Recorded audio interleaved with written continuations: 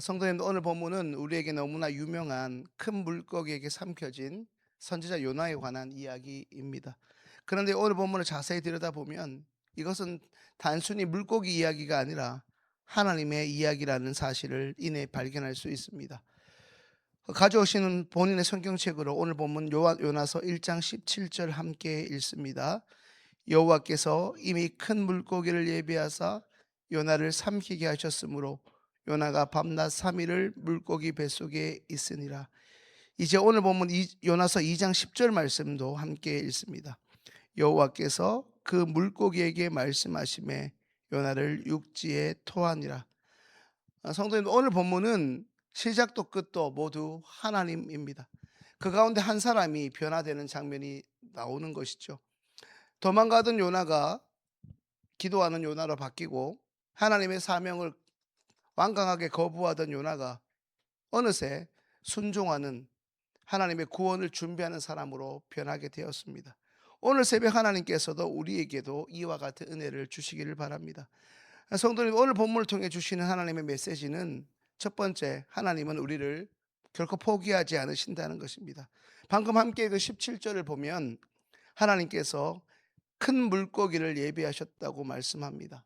여기서 중요한 단어는 바로 이미입니다. 하나님은 요나가 바다에 빠진 뒤에 그제서야 급하게, 마치 우리가 뭔가 일을 급하게 어떻게 취급하듯이 뭔가를 갑자기 준비하신 것이 결코 아닙니다.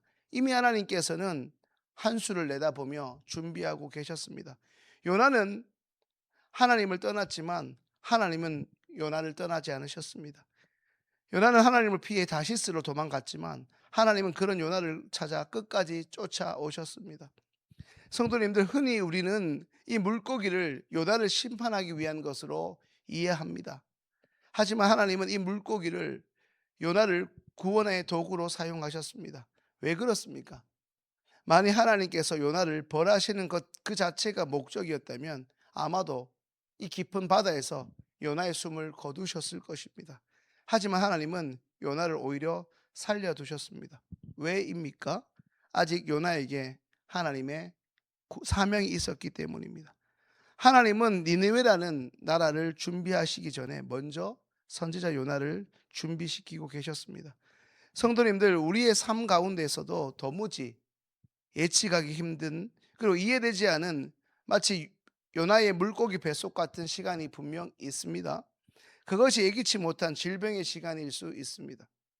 갑자기 사랑하는 가족 가운데 한 사람이 예기치 못한 중한 질병의 선고를 받을 수도 있습니다. 경제적인 어려움일 수도 있습니다. 가정에 우리 구성원들 간의 분열의 문제나 불화의 문제일 수 있습니다. 그러나 하나님께서는 그 모든 시간을 통해 우리를 포기하시는 것이 아니라 오히려 우리를 구원하시는 사건을 준비하고 계신다는 것입니다. 그러므로 성도님들, 지금 우리에게 몇 달 전에 처한 그 당장의 어려움만 보지 말고 그 가운데 역사하고 계시는 하나님을 바라볼 수 있기를 소망합니다. 두 번째, 우리 삶의 깊은 곳은 오히려 살아계신 하나님을 만나는 곳입니다. 요나는 물고기 뱃속에서 기도하기 시작합니다. 오늘 본문 2절 말씀 함께 읽습니다. 이르되 내가 받는 고난으로 말미암아 여호와께 불러 아뢰었더니 주께서 내게 응답하셨고 내가 스올의 뱃속에서 부르짖었더니 주께서 내 음성을 들으셨나이다. 2절 말씀을 보면 내가 받는 고난으로 말미암아 여호와께 불러 아뢰었더니라고 기록합니다. 성도님, 여기서 흥미로운 사실이 하나 있는데요. 요나는 이미 우리가 요나서 4장 전체 내용을 잘 알고 있듯이 요나는 그 폭풍 속에서, 그리고 물 위에서 사람들이 난리를 치고 있는 그 상황에서도 깊은 잠을 자고 있을 뿐이 아니라 심지어 선장이 본인을 깨워도 결코 기도하는 법이 없었습니다. 그런데 지금 그 요나가 물속이 뱃속에서는 기도하고 있다는 사실입니다. 성도님들, 사람들은 종종 편안할 때는 하나님을 찾지 않습니다. 그러나 자신의 삶에 이 요나와 같이 깊은 수렁이나 고통 같은, 오늘 본문의 표현으로 하면 깊은 곳에 자신이 내려갔을 때 비로소 하나님을 찾게 마련입니다. 요나는 자신이 얼마나 깊은 곳까지 자신이 내려갔는지를 반복해서 오늘 말씀을 통해 고백합니다. 바다 깊은 곳에서 마치 물이 영혼까지, 자신의 영혼까지 둘렀고 마치 산의 깊은 뿌리같이 내려갔었다고 말합니다. 중요한 것은 그 깊은 곳에서 요나가 하나님을 불렀고 하나님을 기어이 찾았으며 결국 이로 인해 하나님을 만났다는 사실입니다. 성도님들, 오늘 우리가 말씀 전에 함께 불렀던 찬송가 363장의 가사처럼 내가 깊은 곳에서 주를 불러 아뢰면 더 이상 그 깊은 곳은 끝일 수 없습니다. 마치 프로야구의 9회 말 투아웃 같은 상황이라 할지라도 이제 모든 내 삶의 모든 것들은 끝장났다 싶은 그 상황도 하나님이 역사하시면, 아니 하나님이 끝이 아니라 하시면 그것은 아무리 깊은 곳이라 하더라도 끝이 아닌 것입니다. 오히려 그곳은 하나님을 놀랍게 만나는 새로운 시작입니다. 눈물의 자리에서 더 깊은 기도가 시작되고 고난의 그 자리에서 더 깊은 하나님의 구원을 경험하는 깊은 믿음이 자라나는 것입니다.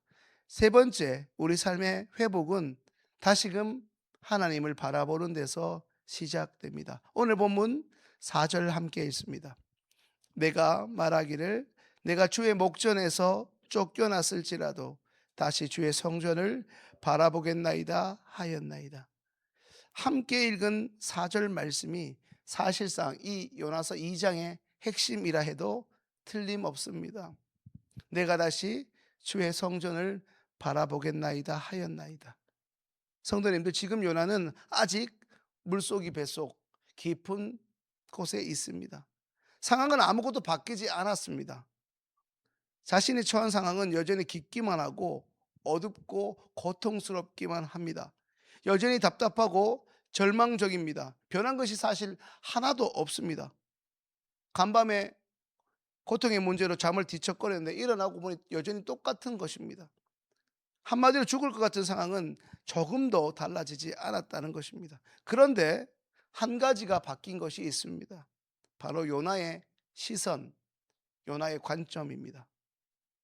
요나가 이제 하나님을 향해 하나님의 사명을 놓고 도망쳤던 사람이 다시 하나님을 바라보는 사람으로 한순간 바뀌었습니다. 성전을 떠나려 했던 사람이 다시 성전을 바라보겠다고 결단을 한 것입니다. 하나님의 임재를 피하려 했던 사람이 다시 하나님을 바라보고 있습니다. 성도님들, 이처럼 우리 삶의 변화와 신앙의 회복은 어떤 환경이 상황이 바뀐다고 해결되는 것이 아닙니다. 오히려 많은 경우에 내 시선의 변화에서, 하나님을 등지던 내 시선에서 하나님을 보기 시작할 때, 그때 비로소 시작될 때가 훨씬 더 많습니다. 문제보다 더 크신 하나님을 바라보는 것입니다.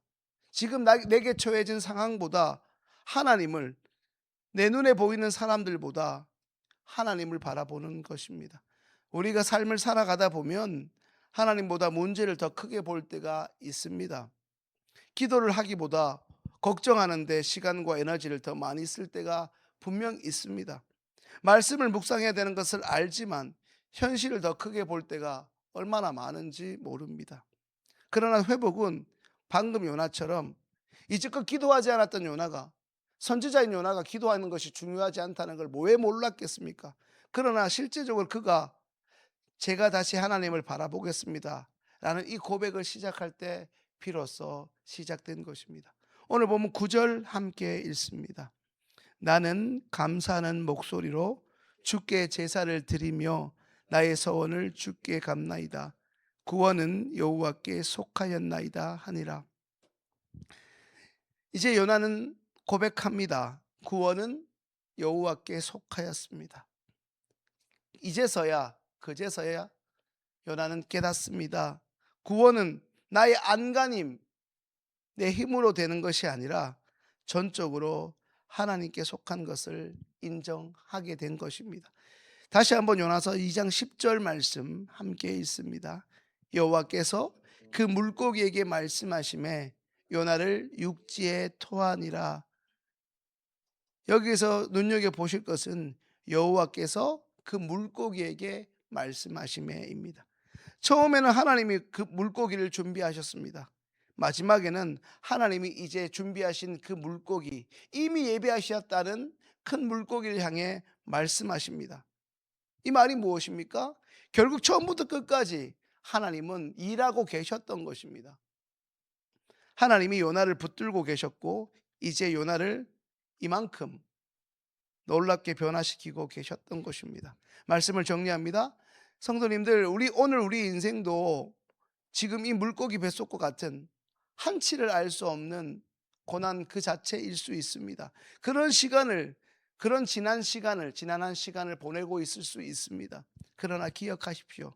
바로 그곳에서도 없는 것 같은 하나님, 보이지 않고 다른 사람 문제는 몰라도 내 문제는 잠잠고 계신 것 같은, 때로는 무능해 보이는 하나님이 바로 그 자리에도 계신다는 사실입니다. 어쩌면 우리가 인정하지 않아서 그렇지 하나님이 계시지 않는 곳은 존재할 수 없습니다. 무소부재의 하나님이 존재하지 않으신 곳은 애초에 성립할 수 없습니다.